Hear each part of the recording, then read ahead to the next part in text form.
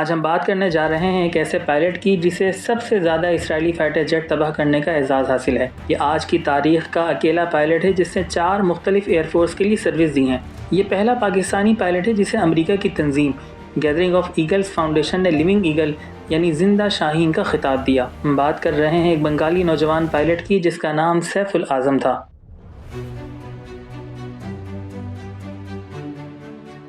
Safe العظم ستمبر سن 1941 میں Bengal residency متحدہ ہندوستان کے ضلع پبنا میں پیدا ہوئے۔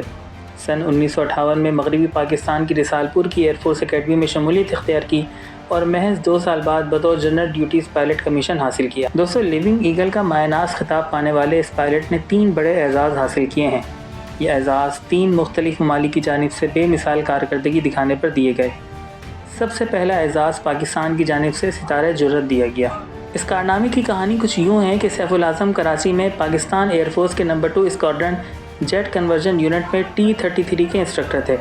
سن 1965 کی پاک بھارت جنگ کے دوران انہوں نے نمبر 17 اسکواڈرن سرگودا بیس سے F-86 طیارے پر اڑان بھری۔ ایک کامیاب زمینی حملے کے بعد ان کا سامنا بھارتی جینیٹ انٹرسیپٹر طیاروں سے ہوا، جس میں سے ایک کو انہوں نے مار گرایا۔